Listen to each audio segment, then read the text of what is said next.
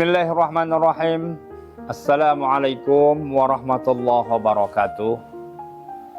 Alhamdulillah walladzi anzalal Qur'an anzalal furqan wa amarna bitilawatih.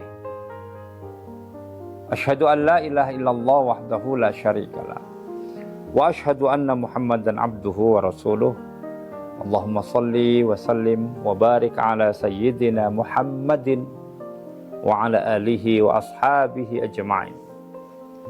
Keluarga Indonesia yang dirahmati Allah Subhanahu wa ta'ala,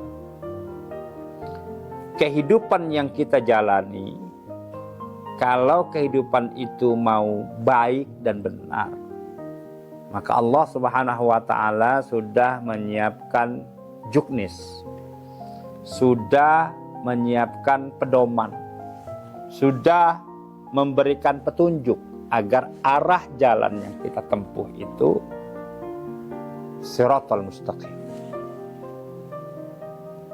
Apa pedoman dan petunjuk itu? Allah dalam Al-Quran berfirman, Syahrul Ramadhan alladzi unzila fihil Quran hudal linnas wa bayyinatim minal huda wal furqan. Kalau bulan Ramadan, Allah memanggil dengan kalimat Ya ayyuhalladzina amanu. Tetapi Al-Quran ini Allah menggunakan kata-kata hudal linnas. Hudal linnas itu berarti petunjuk untuk siapapun yang bernama manusia, bukan persoalan agamanya. Itulah Al-Quran. Dan Al-Quran sebagaimana firman Allah Subhanahu wa ta'ala tadi jelas diturunkan pada bulan suci Ramadan, tetapi tepatnya adalah pada malam Lailatul Qadar.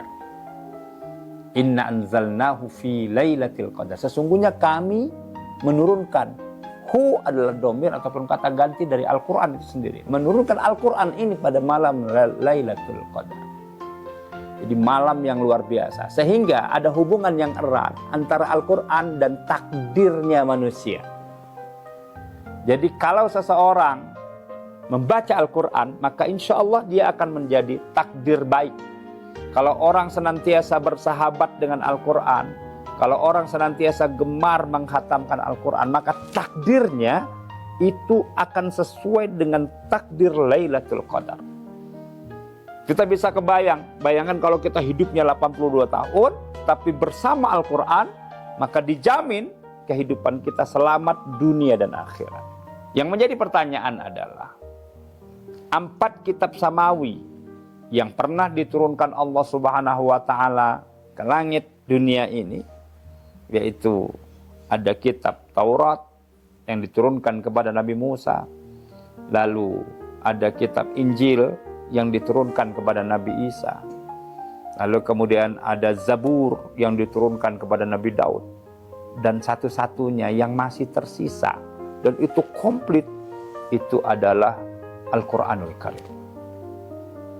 Maka dalam kerangka nuzulul Quran ini, harusnya yang kita lihat adalah bukan kodifikasi Al-Qurannya, bukan fisik Al-Qurannya, tapi karena Al-Quran ini adalah petunjuk, karena Al-Quran ini adalah way of life-nya kita, karena Al-Quran ini adalah langsung diturunkan Allah Subhanahu wa ta'ala, maka yang kita lihat adalah bagaimana cara Allah memberikan keutuhan sistem dari hidup dan kehidupan kita dengan hadirnya Al-Quran ini. Keluarga Indonesia yang dirahmati Allah, karena itu saya ingin menyampaikan, jangan pernah bermimpi kehidupan kita itu akan Shiratal Mustaqim kalau hidup kita jauh dari Al-Quran. Jangan pernah berharap kehidupan kita berubah menjadi lebih baik kalau kitanya jauh dari Al-Quran.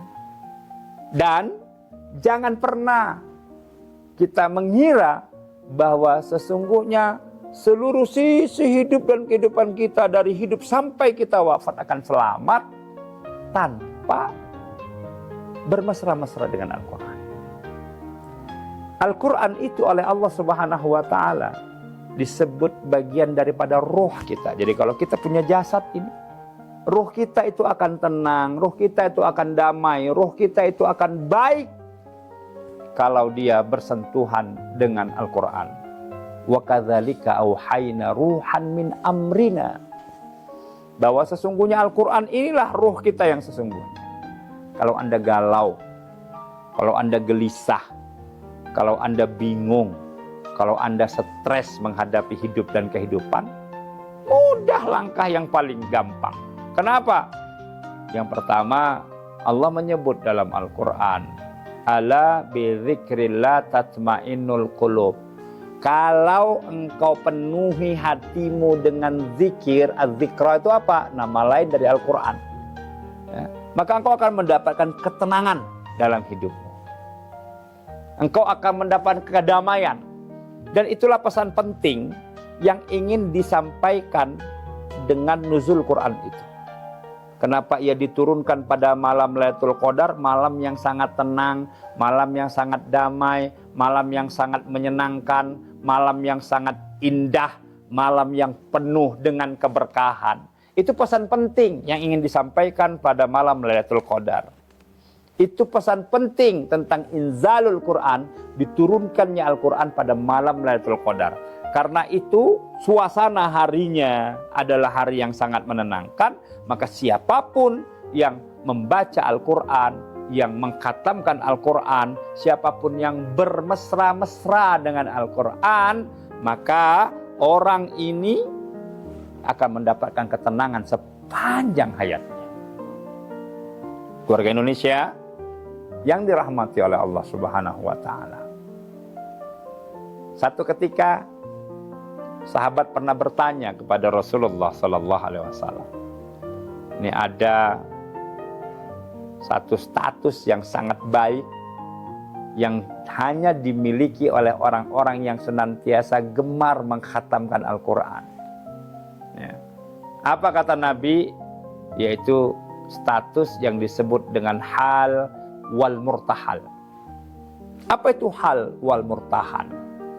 Hal wal murtahal itu adalah orang yang gemar, yang sering menyelesaikan bacaan Al-Quran dari awal, minal awal ilal akhir. Minal awal ilal akhir.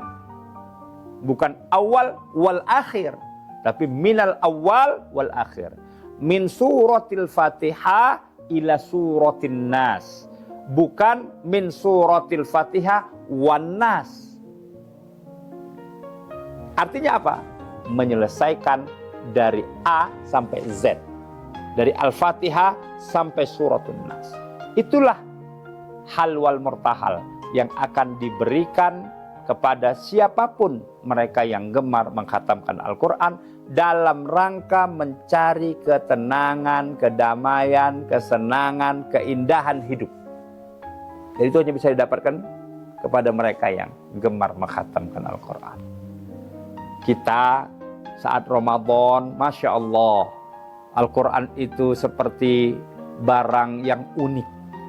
Semua orang pada saat itu berbondong-bondong membuat komunitas tadarus di malam hari. Membaca beramai-ramai ataupun dalam kesendirian, Al-Quran itu betul-betul punya pesona yang luar biasa. Namun sayang beribu sayang, pesona itu kemudian pudar ketika Ramadan berakhir. Kita ini membaca Al-Quran sekehendak hati kita tanpa ikut aturan Rasulullah SAW. Seharusnya kita memperlakukan Al-Quran ini sama wajibnya dengan memperlakukan sholat. Karena dua perkara ini adalah dua perkara yang sangat hebat yang membantu kita di dunia maupun di akhirat. Tapi kenyataannya ketika Ramadan berlalu, banyak di antara kita yang hanya membaca satu ayat, yang bahkan merasa tidak punya waktu dan kesempatan untuk membaca Al-Quran. Karena merasa paling sibuk di alam semesta ini. Sehingga Al-Quran terabaikan begitu saja. Padahal apa yang ia cari selama ini tidak membantunya di hari akhirnya. Tetapi Al-Quran yang ia baca, Al-Quran yang ia tadabburi, Al-Quran yang ia hayati, Al-Quran yang dia amalkan dalam kehidupannya sehari-hari, itulah sesungguhnya yang akan menjadi teman sejatinya kelak di akhirat. Dan Al-Quran memiliki kewenangan syafaat. Sebagaimana Rasulullah memiliki kewenangan syafaat yang diberikan kepada orang yang rajin berselawat, Al-Quran pun memiliki kewenangan untuk menyelamatkan siapapun yang sudah ditakdirkan Allah Subhanahu wa Ta'ala masuk ke dalam api neraka. Bedanya, jika syafaat Nabi diberikan kepada orang yang sudah ada di dalam api neraka, tapi syafaat Al-Quran justru diberikan Allah Subhanahu wa Ta'ala kepada mereka yang sudah ditentukan masuk, tetapi kemudian dihapus dari catatan ahlun nar karena kegemarannya membaca, menghafal, menghayati, mengamalkan, dan mengajarkan Al-Quran. Karena itu sebaik-baiknya pengajaran adalah mengajarkan Al-Quran. Sehingga Nabi menyebutkan, khairukum man ta'allamal Quran wa 'allamahu. Sebaik-baik kalian adalah orang yang belajar tentang Al-Quran, tapi kemudian diajarkan kepada orang lain. Maka guru-guru kami mengatakan, mereka tidak bangga kalau santri-santrinya menjadi seorang pejabat. Ia tidak bangga kalau misalnya santri-santrinya menjadi seorang pebisnis yang handal. Tidak. Tapi guru kami berpesan, kiai kami berpesan, Allah yarham, bahwa beliau lebih suka, lebih senang, beliau lebih bangga kalau santri-santrinya mau mengajarkan Al-Quran di kampung-kampung. Mengapa?